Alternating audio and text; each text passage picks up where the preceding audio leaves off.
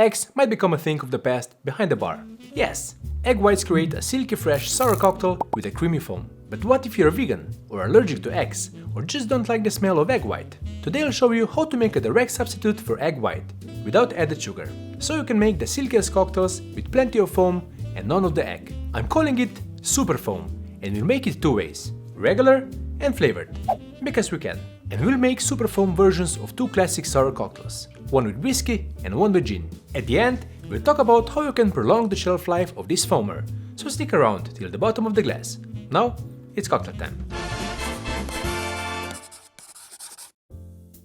If you're already a friend of cocktails, you'll remember I made super syrup a while ago, based on the sour syrup from my cup of Harry of Thunderbolt Cocktail Bar. Mike used methylcellulose with his syrup, a thickener and emulsifier in various food and cosmetic products. I also added xanthan gum and gum arabic to add a silkier texture. So what are we doing today?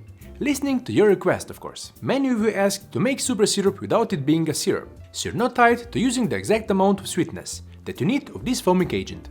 So we're making the super foam, your DIY foamer that will directly replace egg whites in equal amounts. But cocktail time has always been a place for experimentation as well, so I'll show you how you can give super foam your own flair with a little flavor. Another thing that was often asked with super syrup was the type of methylcellulose to use. We found out that CMC or carboxymethylcellulose is not a suitable option because it has a lower water retention rate. So go for a pure, food-grade methylcellulose, or as Max specified, Methocell F50, which is, according to the Modernist Pantry, a hydroxypropyl methylcellulose, or HPMC, not available where I live, so methylcellulose it is. Here's what else you'll need. I'm starting with the regular super foam, so no sugar, but just water, xanthan gum, and gum arabic.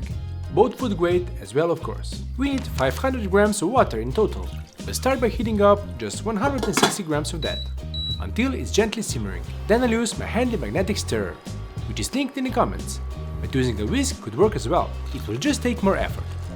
Once you add the hot water and create a vortex, you can start adding the powders. First I'm adding 3 grams of methylcellulose. This won't fully dissolve and hydrate until we add cold water as well, but we need it to mix with 0.3 grams of xanthan gum and 20 grams of gum arabic, which will add to the wonderful texture we're looking for from our super foam.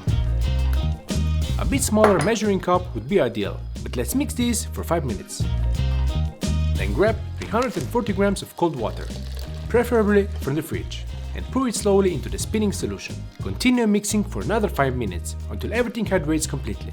At that point, since we didn't over-agitate our solution, we are basically ready to bottle our super foam. For this, I'd recommend getting these condiment squeeze bottles, so I'm linking them in the description as well. You can easily shake this up if the super foam separates a bit, which it will, because of the gum arabic, but that's not a problem.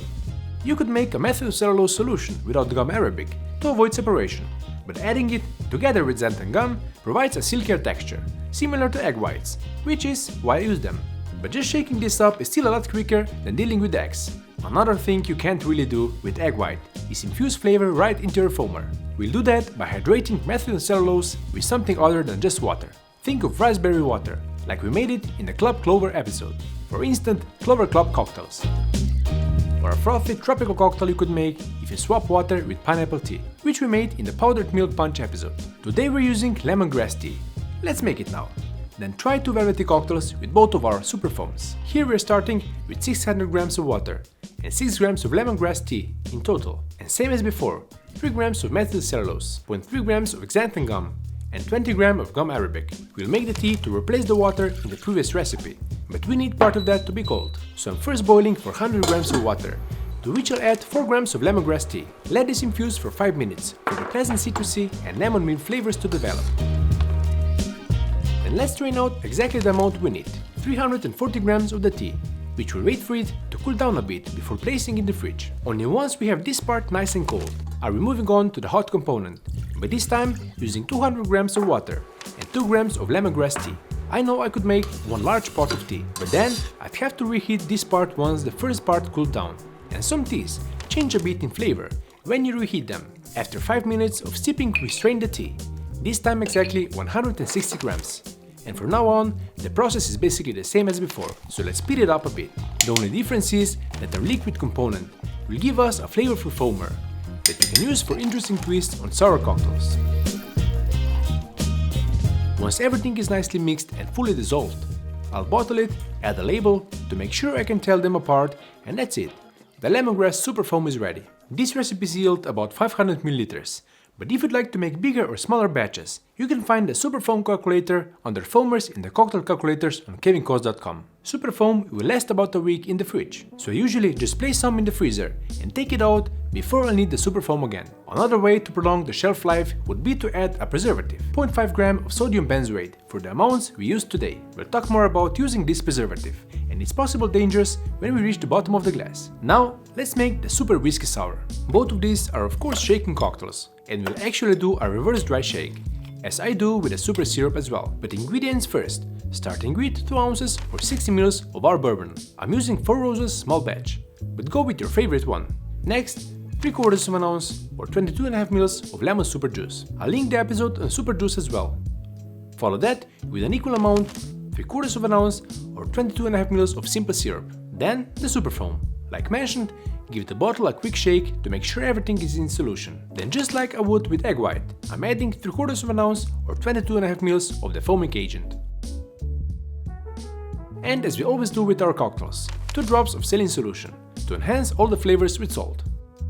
Drain the ice, add the cocktail and give everything a really good shake. While the dry shake would mean shaking without ice first. The reverse dry shake means I'm shaking with ice first. Strain the cocktail back into the shaker and dumping the ice, then shaking hard again. Maximize the amount of foam. Then strain the cocktail through a fine mesh strainer into a chilled low tumbler glass over a large clear ice cube. I'm garnishing this one with a maraschino cherry because it will look beautiful on the thick foam.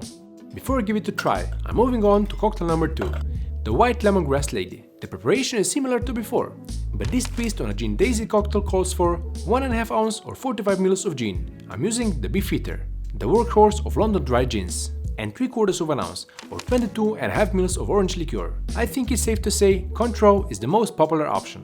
Next, it's similar to what we did with the whiskey sour, with equal parts of lemon super juice and a super foam, 3/4 of an ounce or 22.5 ml of each. The difference here is that super foam will also add the lemongrass tea flavor, not just the frothy head and the texture, but no extra dilution, like it would if it just added some tea. As for the sweetener, some people just go with orange liqueur, but I think adding a small amount, 1/4 of an ounce or 7.5 ml of simple syrup balances the drink better than just using the liqueur. And lastly, same as before, 2 drops of 20% saline solution.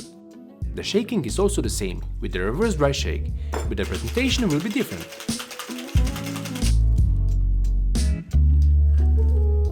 Once you dump the ice and shake again, vigorously, it's time to strain it into a chilled cook glass. For garnish, I'm adding a lemon peel coin, and don't forget to express the essential oils first. A beautiful lady if you ask me, but let's give the whiskey sour a try first. I think there's not a lot new I can tell you about the flavor profile of the whiskey sour, but I can assure you, the texture and mouthfeel is exactly what you'd expect with a classic whiskey sour if you use egg white.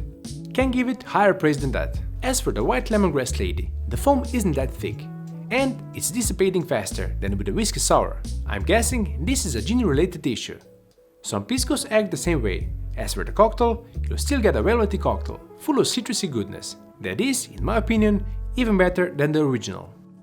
With that, we've reached the bottom of the glass, where I'll talk just a bit about sodium benzoate. Sodium benzoate is a preservative used in the food industry, including some sodas and packaged foods, to prevent spoilage from harmful bacteria, yeast and mold. But under certain specific conditions, including when combined with vitamin C, high temperatures or light, it can form a harmful chemical benzene. So, should it go on our dangerous ingredients list? Not according to Arthur Drink, who did a whole video on this subject, comparing the dangers and toxins of bacteria and mold versus realistic dangers from food preservatives. I'll link his video below if you'd like to learn more. And luckily, Super Juice has almost none of the vitamin C left, so we should be on the safe side. If you'd like to avoid preservatives, remember that the freezer is your friend, but stay safe either way. So, will egg whites become a thing of the past in cocktails? We'll see. Post an egg emoji in the comments if you'd like to see a full-scale showdown on egg white alternatives, similarly to this ultimate egg white comparison video which I did a while ago. Cheers, friends of cocktails.